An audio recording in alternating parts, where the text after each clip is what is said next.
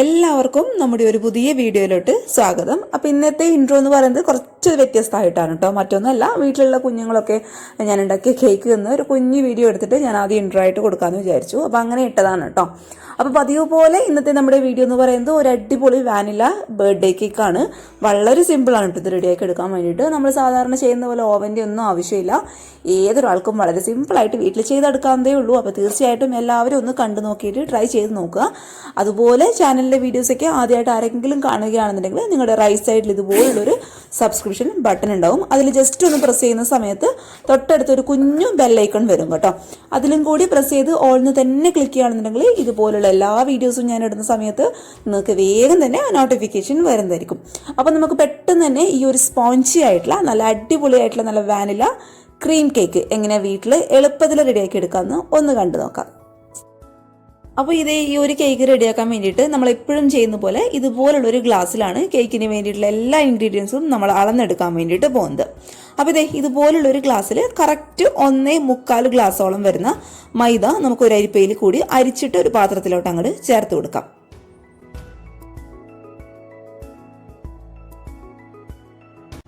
ഇനി ഇതിലോട്ട് ഒരു 1/4 ടീസ്പൂണോളം വരുന്ന ബേക്കിംഗ് സോഡ ഞാൻ ചേർത്ത് കൊടുക്കുന്നുണ്ട്.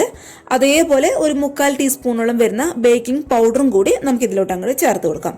പിന്നെ നമ്മുടെ കേക്കിന്റെ മധുരം എപ്പോഴും ഒന്ന് ബാലൻസ് ആയി കിട്ടാൻ വേണ്ടിയിട്ട് ഒരു നുള്ളുപ്പും കൂടി ചേർക്കുന്നുണ്ട് കേട്ടോ. ഇനി ഇതെല്ലാം കൂടി ഒരു 3 തവണ നമുക്ക് നന്നായിട്ടൊന്ന് അരിച്ചെടുക്കാം. അപ്പോൾ അരിച്ചെടുത്തിട്ടുള്ള ഈ ഒരു പൊടി ഇങ്ങനെയുള്ളൊരു വിസ്കോ അല്ലാന്നുണ്ടെങ്കിൽ നമ്മുടെ സാധാരണ ഒരു സ്പൂണോ വെച്ചിട്ട് നന്നായിട്ടൊന്ന് മിക്സ് ചെയ്ത് കൊടുക്കുക കേട്ടോ. നമ്മൾ ചേർത്ത് കൊടുത്തിട്ടുള്ള ആ ഒരു ബേക്കിംഗ് സോഡയും ബേക്കിംഗ് പൗഡറൊക്കെ ആ ഒരു മൈദയുടെ എല്ലാ ഭാഗത്തും ഒരുപോലെ എത്താൻ വേണ്ടിയിട്ടാണ് നമ്മൾ 3 തവണ നന്നായിട്ട് അരിച്ചെടുക്കുന്നതും അതിനുശേഷം ഇതുപോലുള്ളൊരു വിസ്ക് വെച്ചിട്ട് നന്നായിട്ട് അങ്ങ് മിക്സ് ചെയ്ത് കൊടുക്കുന്നതും. ഇനി നമുക്ക് ഈ ഒരു പൊടി അങ്ങ് മാറ്റി വെക്കാം. ഇനി നമ്മൾ മൈദ അളന്നെടുത്തിട്ടില്ല അത് ഈ ഒരു സെയിം ഗ്ലാസ്സിൽ തന്നെ കറക്റ്റ് ഒരു 3/4 ഗ്ലാസോളം വരുന്ന പഞ്ചസാര നന്നായിട്ട് നല്ല ക്ലീൻ ആയിട്ട് കിടക്കുന്ന ഒരു മിക്സിയുടെ ജാറിലിട്ടിട്ട് നമുക്ക് നന്നായിട്ടൊന്ന് പൊടിച്ചെടുക്കാം. അപ്പോൾ പൊടിച്ചെടുത്ത് ഈ ഒരു പഞ്ചസാരയിലോട്ട് ഇനി നമ്മൾ ചേർത്ത് കൊടുക്കാൻ വേണ്ടിയിട്ട് പോകുന്നത് ഒരു കോഴിമുട്ടയാണ് കേട്ടോ. അപ്പോൾ കോഴിമുട്ട ചേർക്കുമ്പോൾ എപ്പോഴും ശ്രദ്ധിക്കുക, ഞാൻ എല്ലാ കേക്കിൻ്റെ റെസിപ്പിയിലും പറയുന്നതാണ്, ഒരിക്കലും ഫ്രിഡ്ജിൽ നിന്ന് എടുത്തിട്ടുള്ള തണുത്ത കോഴിമുട്ട ഉപയോഗിക്കാനായിട്ട് പാടില്ല. അതെപ്പോഴും റൂം ടെമ്പറേച്ചറിലോട്ട് മാറ്റിയിട്ട് വേണം നമ്മൾ ഉപയോഗിക്കാനായിട്ട്.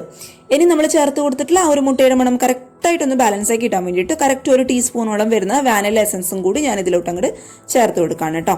അപ്പോൾ ഇതിന് 3 കൂടി നമുക്ക് നന്നായിട്ടൊന്ന് അടിച്ചെടുക്കണം. അപ്പോൾ അടിച്ചെടുക്കുമ്പം പ്രത്യേകം ഒന്ന് ശ്രദ്ധിക്കുക, ഈ ഒരു മുട്ടയും പഞ്ചസാരയും നല്ല ക്രീമി ആയിട്ട് വരണം കേട്ടോ. അതുവരെയും നന്നായിട്ടൊന്ന് അടിച്ചെടുക്കാം. ഇനി ഇതിലോട്ട് ഒരു 5-6 ഡ്രോപ്പ് നാരങ്ങ നീര്, അതായത് ലെമൺ ജ്യൂസും കൂടി ഞാൻ ചേർത്ത് കൊടുക്കുകയാണ്.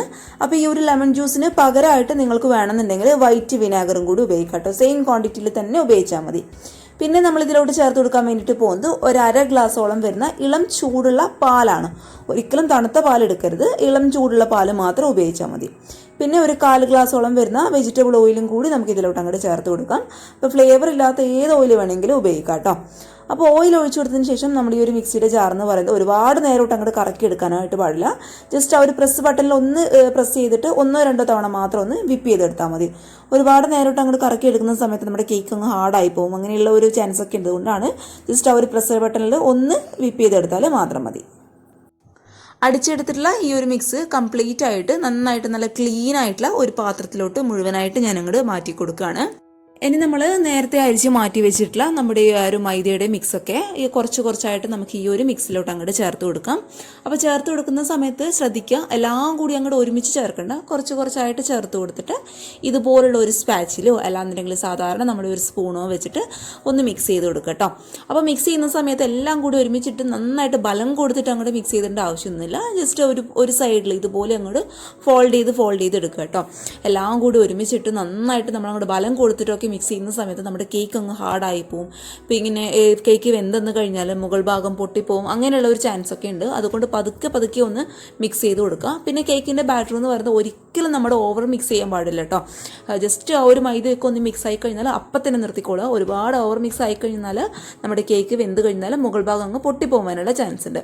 പ്രത്യേകിച്ച് ആ ഒരു ബിഗിനേഴ്സിനൊക്കെ എപ്പോഴും പറ്റുന്ന അബദ്ധമാണിത്, ഓവർ മിക്സിംഗ് എന്ന് പറയുന്നത്. ഓവർ മിക്സ് ചെയ്യുമ്പോൾ ശ്രദ്ധിച്ചോളൂ, കേക്ക് ആയിക്കഴിഞ്ഞാൽ ഇപ്പോൾ കറക്റ്റായിട്ട് മുകൾ ഭാഗം അങ്ങോട്ട് പൊട്ടി വരാനുള്ള ചാൻസ് ഉണ്ട്. അപ്പോൾ അത് പ്രത്യേകം ഒന്ന് ശ്രദ്ധിച്ചേക്കാം. ഞാനിത് എടുത്ത് പറയാനുള്ള കാരണം കുറേ പേര് എനിക്ക് കമൻറ്റ് ഇട്ടിട്ടുണ്ട്, ചോദിച്ചിട്ടുണ്ടായിരുന്നു, ചേച്ചി കേക്കൊക്കെ പെർഫെക്റ്റ് ആയിട്ട് കിട്ടിയിട്ടുണ്ട്, പക്ഷേ വെന്ത് കഴിഞ്ഞാൽ മുകൾ ഭാഗം പൊട്ടിപ്പോകുന്നു, അല്ലാന്നുണ്ടെങ്കിൽ മുകൾ ഭാഗം ഒരുപാട് അങ്ങ് പൊങ്ങി വരുന്നില്ല, അമുങ്ങി പോകുന്നു, അങ്ങനെയുള്ള കുറേ കമൻറ്റുകൾ വരാറുണ്ട്. അതിനായിട്ട് പ്രധാനമുള്ള കാരണം ഇത് തന്നെയാണ്.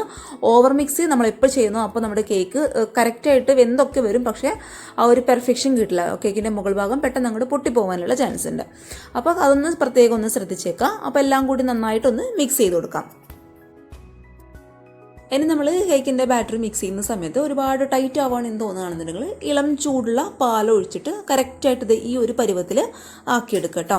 ഒരുപാട് ലൂസായി പോകാൻ പാടില്ല, അതേപോലെ ഒരുപാട് ടൈറ്റ് ആയിട്ടിരിക്കാനും പാടില്ല. കറക്റ്റ് ഈ ഒരു രീതിയിലാക്കിയെടുക്കുക.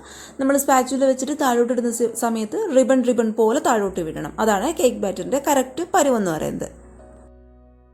ഇനി ഇതുപോലുള്ളൊരു പാത്രത്തിലാണ് നമ്മൾ കേക്ക് ബേക്ക് ചെയ്തെടുക്കാൻ വേണ്ടിയിട്ട് പോകുന്നത്. അപ്പോൾ പാത്രത്തിൻ്റെ അടിഭാഗത്തായിട്ട് ബട്ടർ പേപ്പർ വെച്ച് കൊടുക്കാം. അതിൻ്റെ മുകളിലോട്ടായിട്ട് നമ്മൾ റെഡിയാക്കി വെച്ചിട്ടുള്ള ബാറ്റർ കംപ്ലീറ്റ് ആയിട്ട് നമുക്ക് ഒഴിച്ചു കൊടുക്കാം. ഇനി ഇത് നന്നായിട്ടൊന്ന് ടാപ്പ് ചെയ്ത് കൊടുത്തോളൂ കേട്ടോ. എന്തെങ്കിലും എയർ ബബിൾസും കാര്യങ്ങളൊക്കെ ഉണ്ടെന്നുണ്ടെങ്കിൽ അത് കംപ്ലീറ്റ് ആയിട്ട് അങ്ങോട്ട് മാറിക്കോട്ടെ. അപ്പോൾ ഇതുപോലുള്ളൊരു ഇഡ്ഡലി ചെമ്പിലാണ് നമ്മൾ കേക്ക് ബേക്ക് ചെയ്തെടുക്കാൻ വേണ്ടിയിട്ട് പോകുന്നത്. അപ്പോൾ ഇഡ്ഡലി ചെമ്പിൽ ആവശ്യത്തിന് വെള്ളം ഒഴിച്ചു കൊടുക്കാം. അതിനുശേഷം അതിൻ്റെ മുകളിലോട്ടായിട്ട് ഇതുപോലുള്ളൊരു റിങ് ഇറക്കി വെച്ച് കൊടുക്കുക കേട്ടോ. ഇനി നമ്മുടെ കേക്ക് ടിന്ന് ഈ ഒരു റിങ്ങിൻ്റെ മുകളിലോട്ടായിട്ട് വെച്ച് കൊടുക്കാം. ഇനി ഈ ഒരു കേക്ക് ടിന്ന് നന്നായിട്ട് എന്തെങ്കിലും ഒരു അടപ്പ് വെച്ചിട്ട് അടച്ചു കൊടുക്കുക. അല്ലാന്നുണ്ടെങ്കിൽ നമ്മൾ ആവിയിൽ വേവിച്ചെടുക്കുന്നതായതുകൊണ്ട് വെള്ളം ഇതിലോട്ട് വീഴാനുള്ള ചാൻസ് ഉണ്ട്. ഇനി എന്തെങ്കിലും വെയിറ്റ് ഉള്ളത് ഇതുപോലെ ഇതിൻ്റെ മുകളിലോട്ടായിട്ട് വെച്ച് കൊടുക്കുകയാണെന്നുണ്ടെങ്കിൽ നമ്മുടെ കേക്ക് അങ്ങോട്ട് പെട്ടെന്ന് ബേക്ക് ആയി കിട്ടും. ഇനി ഇഡ്ഡലി ചെമ്പിൻ്റെ അടപ്പിട്ട് ഏറ്റവും ഹൈ ഫ്ലെയിമിൽ കറക്റ്റ് 25 മിനിറ്റ് കേട്ടോ. അതിൽ കൂടുതൽ വേണ്ട, കറക്റ്റ് 25 മിനിറ്റോളം ബേക്ക് ചെയ്തെടുത്താൽ മതി. അപ്പോൾ കറക്റ്റ് ഒരു 25-30 മിനിറ്റ് കൊണ്ട് നമ്മുടെ കേക്കൊക്കെ നന്നായിട്ട് ബേക്കായിട്ട് വന്നിട്ടുണ്ട്. മുകൾ വശം ഒട്ടും പൊട്ടിപ്പോയിട്ടോ അല്ലാന്നുണ്ടെങ്കിൽ പൊങ്ങി വരാണ്ടോ ഒന്നും ഇരുന്നിട്ടില്ല. നന്നായിട്ട് കറക്റ്റായിട്ട് ആ ഒരു കറക്റ്റ് പെർഫെക്ഷനിൽ തന്നെ കിട്ടിയിട്ടുണ്ട് കേട്ടോ. അപ്പോൾ ഈ ഒരു കേക്ക് എന്ന് പറയുന്നത് ഇങ്ങനെ കഴിക്കാനായിട്ട് നല്ല ടേസ്റ്റാണ്. കാരണം നമ്മളിതിൽ വാനില എസൻസ് ഒക്കെ ചേർത്ത് കൊടുത്തു, അതുപോലെ നാരങ്ങയുടെ നീരൊക്കെ ചേർത്ത് കൊടുത്തിട്ടുണ്ട്. മുട്ടയുടെ മണമൊന്നും ഒട്ടും ഇല്ല കേട്ടോ. അപ്പോൾ ഇങ്ങനെ വേണമെങ്കിൽ ഇങ്ങനെ കഴിക്കാം. പക്ഷേ നമ്മൾ ബർത്ത്ഡേക്കൊക്കെ ചെയ്തെടുക്കുന്നതുകൊണ്ട് ക്രീം ഫ്രോസ്റ്റ് ചെയ്തെടുക്കുന്നതായിരിക്കും കൂടുതൽ നല്ലത്. അപ്പോൾ നമുക്ക് ആ ഒരു ഫ്രോസ്റ്റ് ചെയ്തെടുക്കുന്ന രീതിയും കൂടി ഒന്ന് കണ്ടു നോക്കാം. അപ്പോൾ ചൂടൊക്കെ കംപ്ലീറ്റ് ആയിട്ട് മാറിയതിന് ശേഷം ഈ ഒരു പാത്രത്തിൽ നിന്ന് പതുക്കി ഒന്ന് എടുത്തതിന് ശേഷം നമുക്ക് ബട്ടർ പേപ്പർ ഇതുപോലെ അങ്ങോട്ട് മാറ്റി കൊടുക്കാം. അപ്പോൾ കണ്ട നന്നായിട്ട് അടിപൊളിയായിട്ട് നമ്മുടെ കേക്ക് ഇവിടെ ബേക്കായിട്ട് വന്നിട്ടുണ്ട്. അടിവശം ഒട്ടും കരിഞ്ഞിട്ടില്ല, കറക്റ്റ് ഫോമിൽ തന്നെ കിട്ടിയിട്ടുണ്ട് കേട്ടോ. അപ്പോൾ ഇതൊന്ന് തണുക്കാൻ വേണ്ടിയിട്ട് നമുക്ക് ഫ്രിഡ്ജിലോട്ട് അങ്ങോട്ട് മാറ്റി വയ്ക്കാം. അപ്പോൾ ആ ഒരു സമയം കൊണ്ട് നമുക്ക് ഈ ഒരു കേക്കിന് ആവശ്യമായിട്ടുള്ള ക്രീം ഒന്ന് റെഡിയാക്കി എടുക്കാം. അപ്പോൾ ഇത് നന്നായിട്ട് തണുത്തിട്ടുള്ള ഒരു 3/4 ഗ്ലാസോളം വിപ്പിംഗ് ക്രീം നന്നായിട്ട് തണുത്തിട്ടുള്ള ഒരു പാത്രത്തിലോട്ട് ഞാൻ ഒഴിച്ചു കൊടുക്കുകയാണ്. അപ്പോൾ ഈ ഒരു പാത്രവും നമ്മൾ വിപ്പ് ചെയ്ത് എടുക്കാൻ വേണ്ടിയിട്ട് ഉപയോഗിക്കുന്ന ഈ ഒരു ബ്ലെൻഡറിൻ്റെ ബ്ലേഡും ഞാൻ 2 മണിക്കൂർ ഫ്രീസറിൽ വെച്ചിട്ട് നന്നായിട്ടൊന്ന് തണുപ്പിച്ചെടുത്തിട്ടുണ്ടായിരുന്നു കേട്ടോ. അപ്പോൾ അങ്ങനെ ചെയ്യുന്ന സമയത്ത് നമ്മുടെ ക്രീം നമുക്ക് അങ്ങോട്ട് പെട്ടെന്ന് വിപ്പായി കിട്ടും.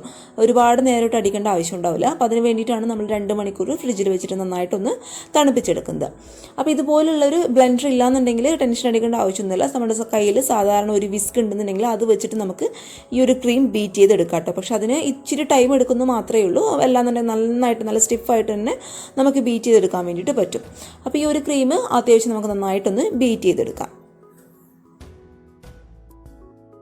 അപ്പോൾ ഈ ഒരു ക്രീം പകുതി ഒന്ന് ബീറ്റായി കഴിഞ്ഞാൽ ഇതിലോട്ട് ഒരു 3 ടേബിൾ സ്പൂണോളം വരുന്ന പൊടിച്ച പഞ്ചസാരയും കൂടി ഞാൻ ചേർത്ത് കൊടുക്കുകയാണ് കേട്ടോ. അപ്പോൾ ഓൾറെഡി മധുരമുള്ള ക്രീമാണ് നിങ്ങൾ ഉപയോഗിക്കുന്നതെങ്കിൽ ഈ ഒരു സ്റ്റെപ്പ് ചെയ്യേണ്ട ആവശ്യമില്ല. ഇപ്പോൾ ഇച്ചിരി മധുരം കുറവുള്ള ക്രീമാണ്, അതുകൊണ്ടാണ് ഞാൻ പഞ്ചസാര ചേർത്ത് കൊടുത്തിട്ടുള്ളത് കേട്ടോ. അപ്പോൾ നമ്മുടെ ക്രീം അത്യാവശ്യം നന്നായിട്ട് സ്റ്റിഫായിട്ട് കിട്ടിയിട്ടുണ്ട്. കറക്റ്റ് ഒരു 4-5 മിനിറ്റ് മാത്രമേ എടുത്തുള്ളൂ എനിക്ക് ഒരു ക്രീം വിപ്പായി കിട്ടാൻ വേണ്ടിയിട്ട്. അപ്പോൾ ഇതും കൂടി നമുക്കൊന്ന് തണുക്കാൻ വേണ്ടിയിട്ട് ഫ്രിഡ്ജിൻ്റെ നോർമൽ റാക്കിലേക്ക് ഒരു 10 മിനിറ്റ് നമുക്കൊന്ന് മാറ്റി വയ്ക്കാം. അപ്പോൾ ആ ഒരു സമയം കൊണ്ട് നമ്മുടെ കേക്കൊക്കെ നന്നായിട്ട് തണുത്തിട്ടുണ്ട്. അപ്പോൾ ഈ ഒരു കേക്കിൻ്റെ മുകൾ വശം ഞാനൊന്ന് കട്ട് ചെയ്തിട്ട് മാറ്റുകയാണ് കേട്ടോ.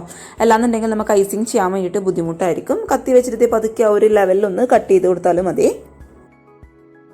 ഇനി ഈ ഒരു കേക്ക് 3 ലെയറായിട്ട് ഞാനൊന്ന് കട്ട് ചെയ്തെടുക്കുകയാണ്. അപ്പോൾ കത്തി വെച്ചിട്ട് കട്ട് ചെയ്യുന്നവരുണ്ട്, അല്ലാന്നുണ്ടെങ്കിൽ ഇതുപോലെ നൂല് വെച്ചിട്ട് കട്ട് ചെയ്യുന്നവരുണ്ട്. എനിക്ക് കത്തി വെച്ചിട്ട് അത്ര പെർഫെക്ഷനായിട്ട് കിട്ടിയിട്ടില്ല കേട്ടോ. അവിടെ പൊങ്ങിയിട്ടും താണിട്ടൊക്കെ ഇരിക്കും. അപ്പോൾ നൂല് വെച്ചിട്ട് നമ്മൾ കട്ട് ചെയ്യുന്ന സമയത്ത് കറക്റ്റ് ആ ഒരു ലെവലിൽ തന്നെ കിട്ടും. അപ്പോൾ ഞാനിവിടെ നൂല് വെച്ചിട്ടാണ് 3 ലെയറായിട്ട് ഈ ഒരു കേക്ക് ഒന്ന് കട്ട് ചെയ്തിട്ടെടുക്കുന്നത്. അപ്പോൾ ഇതുപോലുള്ളൊരു കേക്ക് ബോർഡിൽ വെച്ചിട്ടാണ് നമ്മൾ കേക്ക് സെറ്റ് ചെയ്തെടുക്കാൻ വേണ്ടിയിട്ട് പോകുന്നത്. അപ്പോൾ കേക്ക് ബോർഡിൻ്റെ അടിയിലായിട്ട് കുറച്ച് ക്രീം ഒന്ന് നമുക്ക് അപ്ലൈ ചെയ്ത് കൊടുക്കാം. നമ്മുടെ കേക്ക് അങ്ങോട്ട് പെട്ടെന്ന് അങ്ങോട്ട് ഇങ്ങോട്ട് ഒന്ന് ഇളകി പോകാതിരിക്കാൻ വേണ്ടിയിട്ട്. അപ്പോൾ ആദ്യത്തെ ലെയർ കേക്ക് നമുക്ക് ഇതിലോട്ട് അങ്ങോട്ട് വെച്ച് കൊടുക്കാം കേട്ടോ. ഇനി ഇതിൻ്റെ മുകളിലോട്ടായിട്ട് കുറച്ച് ഷുഗർ സിറപ്പ് ഞാൻ ഒഴിച്ചു കൊടുക്കുന്നുണ്ട്. നമ്മളിങ്ങനെ ചെയ്യുന്ന സമയത്ത് നമ്മുടെ കേക്ക് കഴിക്കുമ്പോൾ നല്ല ജ്യൂസി ആയിട്ടിരിക്കും. അപ്പോൾ അതിന് വേണ്ടിയിട്ടാണ് കുറച്ച് ഷുഗർ സിറപ്പ് ഒഴിച്ചു കൊടുക്കുന്നത്. അപ്പോൾ ഷുഗർ സിറപ്പ് എന്ന് പറയുന്നത് മറ്റൊന്നുമില്ല, ഒരു 2-3 ടേബിൾ സ്പൂൺ പഞ്ചസാരയിലോട്ട് ഒരു 3 ടേബിൾ സ്പൂൺ വെള്ളം ഒഴിച്ചിട്ട് നന്നായിട്ടൊന്ന് മിക്സ് ചെയ്ത് കൊടുക്കുക. അതൊന്നും ഞാൻ കാണിക്കുന്നില്ല, കാണിക്കുമ്പോൾ സമയത്ത് വീഡിയോ ഒരുപാട് അങ്ങോട്ട് ലെങ്ത് ആവും. ഇപ്പോൾ തന്നെ നമ്മൾ എല്ലാം കൂടി കാണിക്കുമ്പോൾ ഒരുപാട് അങ്ങോട്ട് ലെങ്ത്താണ്. കുറേ പേര് കംപ്ലയിൻറ്റ് ചെയ്യുന്നുണ്ട്, ചേച്ചിയുടെ വീഡിയോ ഒരുപാട് അങ്ങോട്ട് ലെങ്ത്തായി പോകുന്നൊക്കെ. അപ്പോൾ അതും കൂടി ഞാൻ കാണിച്ചു കഴിഞ്ഞാൽ പിന്നെയും അങ്ങോട്ട് ലെങ്ത്തായി പോകും കേട്ടോ. ഇനി ഇതിൻ്റെ മുകളിലോട്ടായിട്ട് നമ്മൾ സെറ്റ് ചെയ്ത് വെച്ചിട്ട് നമ്മുടെ വിപ്പിംഗ് ക്രീം നമുക്കൊരു പൈപ്പിംഗ് ബാഗിലാക്കിയിട്ടോ അല്ലാന്നുണ്ടെങ്കിൽ നേരിട്ടോ ഇതിലോട്ട് അങ്ങോട്ട് അപ്ലൈ ചെയ്ത് കൊടുക്കാം. ഇനി അടുത്ത ലെയർ കേക്ക് നമുക്ക് ഈ ഒരു ക്രീമിൻ്റെ മുകളിലോട്ടായിട്ട് അങ്ങോട്ട് വെച്ച് കൊടുക്കാം.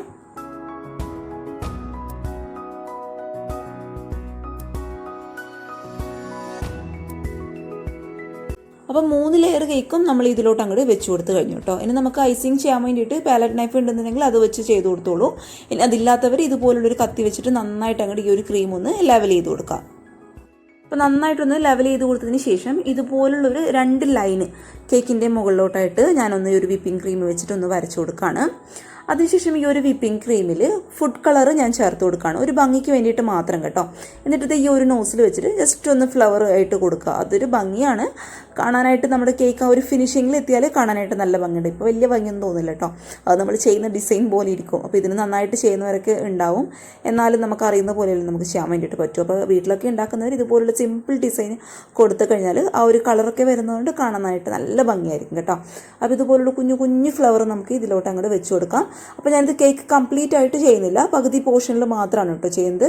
അപ്പോൾ ആ ഒരു ഹൈറ്റിൽ അതങ്ങോട്ട് ഇരിക്കുകയും ചെയ്യും, കാണാൻ വേണ്ടിയിട്ട് നല്ലൊരു ഭംഗിയായിരിക്കും. അപ്പോൾ ഇതുപോലുള്ള ഗ്യാപ്പുള്ള സ്ഥലത്തൊക്കെ നമുക്ക് ഈ ഒരു വിപ്പിംഗ് ക്രീം വെച്ചിട്ട് അതൊന്ന് ഫുള്ളായിട്ട് അങ്ങോട്ട് ഫില്ല് ചെയ്ത് കൊടുക്കാം. ഇനി ഈ ഒരു കേക്ക് ഒന്ന് സെറ്റ് ആവാൻ വേണ്ടിയിട്ട് ഫ്രിഡ്ജിൻ്റെ നോർമൽ റാക്കിൽ വെച്ചിട്ട് ഒരു 15 മിനിറ്റ് നമുക്ക് ഈ ഒരു കേക്ക് ഒന്ന് തണുപ്പിച്ചെടുക്കാം കേട്ടോ. അപ്പോൾ ഒരു 10-20 മിനിറ്റ് ഫ്രിഡ്ജിൻ്റെ നോർമൽ റാക്കിൽ വെച്ചിട്ട് നമ്മുടെ കേക്കൊക്കെ നന്നായിട്ട് സെറ്റ് ആയിട്ടുണ്ട്. ഇനി ഒരു ഭംഗിക്ക് വേണ്ടിയിട്ട് ഇതിൻ്റെ മുകളിലോട്ടായിട്ട് കുറച്ച് ഷുഗർ ബോൾസ് ഞാൻ ഇട്ട് കൊടുക്കുന്നുണ്ട്. ആ ഒരു ഷുഗർ ബോൾസും കൂടി വരുമ്പോൾ നമ്മുടെ കേക്ക് കാണാൻ വേണ്ടിയിട്ട് നല്ല ഭംഗിയായിരിക്കും കേട്ടോ. ഇപ്പം തന്നെ കാണാനായിട്ട് നല്ല ഭംഗിയുണ്ട് കാണാൻ വേണ്ടിയിട്ട്. നിങ്ങൾക്ക് ഇത്രത്തോളം ക്യാമറയിൽ ആ ഒരു കളറൊക്കെ കിട്ടുന്നുണ്ടെന്ന് അറിയില്ല, നേരിട്ട് നല്ല ഡാർക്കായിട്ടുള്ള പിങ്ക് കളറാണ് കേട്ടോ ഈ ഒരു കേക്ക് ഇതിൻ്റെ മുകൾ വശമെന്ന് പറയുന്നത്. അപ്പോൾ ആ ഒരു ഡിസൈനൊക്കെ നല്ല പെർഫെക്റ്റ് ആയതുകൊണ്ട് കഴിക്കാനായിട്ടും അതുപോലെ കാണാനായിട്ടും അതിലേറെ ഭംഗിയുണ്ടായിരുന്നു, കഴിക്കാനായിട്ട് നല്ലൊരു ടേസ്റ്റ് ഉണ്ടായിരുന്നു. അപ്പോൾ ചുറ്റിലും ഞാനൊരു ഷുഗർ ബോൾസ് വെച്ചിട്ട് ഒന്ന് ഡെക്കറേറ്റ് ചെയ്ത് കൊടുക്കുന്നുണ്ട്. പിന്നെ ഡെക്കറേഷനൊക്കെ ഞാൻ എപ്പോഴും പറയുന്നത് പോലെ നിങ്ങളുടെ ഇഷ്ടമാണ്, നിങ്ങളുടെ തീരുമാനമാണ്. നിങ്ങൾക്ക് ഇതിലും നല്ല ഡിസൈൻ കൊടുക്കാൻ അറിയാമെന്നുള്ളവർ അങ്ങനെ ചെയ്യാം. പിന്നെ ഈ ഒരു കേക്കിൻ്റെ മുകൾ വശത്ത്, അതായത് ഈ ഒരു വൈറ്റ് പോർഷൻ വരുന്നിടത്ത് ഞാൻ കുറച്ച് സ്പ്രിങ്കിൾസ് ഇട്ട് കൊടുക്കുന്നുണ്ട് ഒരു ഭംഗിക്ക് വേണ്ടിയിട്ട്. അതേപോലെ ഈ ഒരു കേക്കിൻ്റെ സൈഡ്സിലും ഞാൻ സ്പ്രിങ്കിൾസ് വെച്ചിട്ട് ഒന്ന് ഡെക്കറേറ്റ് ചെയ്ത് കൊടുക്കുന്നുണ്ട് കേട്ടോ. അപ്പോൾ ഇതേ നമ്മുടെ കേക്ക് ഇവിടെ റെഡി ആയിട്ടുണ്ട്. അപ്പോൾ ഇനി ഞാനിതൊന്ന് കട്ട് ചെയ്തിട്ടും കൂടി കാണിച്ചു തരാം. നമ്മൾ കത്തി അങ്ങോട്ട് വെക്കുമ്പോൾ തന്നെ അതങ്ങോട്ട് ഉള്ളിലോട്ട് പോവുകയാണ്. അത്രയും ടേസ്റ്റി ആയിട്ടുള്ള അത്രയും സോഫ്റ്റ് ആയിട്ടുള്ള കേക്കാണ്. പ്രത്യേകിച്ച് നമ്മൾ ആ ഒരു ഷുഗർ സിറപ്പൊക്കെ ആഡ് ചെയ്തുകൊണ്ട് നല്ല ജ്യൂസി ആയിട്ട് നല്ല സോഫ്റ്റായിട്ട് ഇരിക്കുകയാണ് നമ്മുടെ ആ ഒരു കേക്കിൻ്റെ ഉൾവശമൊക്കെ. അപ്പോൾ നിങ്ങൾക്ക് കാണുമ്പോൾ തന്നെ മനസ്സിലാവുന്നുണ്ടാവും, എല്ലാവരുടെയും വായിലും വെള്ളമൊക്കെ വരുന്നുണ്ടെന്ന് എനിക്കറിയാം. കാരണം എന്താ പറയുക, അത്രയും ഭംഗിയുണ്ട്. കാരണം നമ്മളൊരു കേക്ക് ചെയ്തിട്ട് അതിൻ്റെ ആ ഒരു ഫിനിഷിങ്ങിൽ നല്ല പെർഫെക്റ്റായി കിട്ടിക്കഴിഞ്ഞാൽ ഒരു പ്രത്യേക സന്തോഷമായിരിക്കും കേട്ടോ. അപ്പോൾ തീർച്ചയായിട്ടും എല്ലാവരും ട്രൈ ചെയ്ത് നോക്കുക. എന്നെപ്പോലെ തന്നെ നിങ്ങൾക്ക് എല്ലാവർക്കും ചെയ്യാൻ പറ്റുന്ന രീതിയിലാണ് നമ്മൾ ഈ ഒരു കേക്ക് റെഡിയാക്കി എടുത്തിട്ടുള്ളത്. അപ്പോൾ നല്ല ജ്യൂസി ആയിട്ടുള്ള കേക്കാണ് കേട്ടോ, ഒരു ക്രീമൊക്കെ നിറഞ്ഞിട്ട് നല്ല ടേസ്റ്റ് ആയിരുന്നു കഴിക്കാൻ വേണ്ടിയിട്ട്. അപ്പോൾ തീർച്ചയായിട്ടും എല്ലാവരും ഒന്ന് ട്രൈ ചെയ്ത് നോക്കുക. എല്ലാവർക്കും ഇഷ്ടമായെന്ന് വിചാരിക്കുന്നു. ഇഷ്ടപ്പെട്ടാൽ നിങ്ങളുടെ ഈ ഒരു വീഡിയോ പ്ലീസ് ഒന്ന് ലൈക്ക് ചെയ്തേക്ക് കേട്ടോ. അതേപോലെ ചാനലിൻ്റെ വീഡിയോസൊക്കെ ആദ്യമായിട്ടാണ് ആരെങ്കിലും കാണുകയാണെന്നുണ്ടെങ്കിൽ പ്ലീസ് ഒന്ന് സബ്സ്ക്രൈബ് ചെയ്തിട്ട് സപ്പോർട്ട് ചെയ്യണേ. കൂടാതെ തൊട്ടടുത്തുള്ള കുഞ്ഞു ബെല്ലൈക്കൺ കൂടി ഇനാബിൾ ചെയ്ത് ഓൾന്ന് തന്നെ ക്ലിക്ക് ചെയ്യുക. എങ്കിലും ഞാനിടുന്ന ഈ വീഡിയോസിൻ്റെ നോട്ടിഫിക്കേഷൻ നിങ്ങൾക്ക് വേഗം തന്നെ വരുള്ളൂ. പറ്റുകയാണെന്നുണ്ടെങ്കിൽ ഫേസ്ബുക്ക് പേജും ഇൻസ്റ്റാഗ്രാമൊക്കെ ഒന്ന് ഫോളോ ചെയ്തേക്കുക. അപ്പോൾ നാളെ ഒരു നല്ല വീഡിയോ ആയിട്ട് കാണും വരെ thank you for watching Simna's food world. By.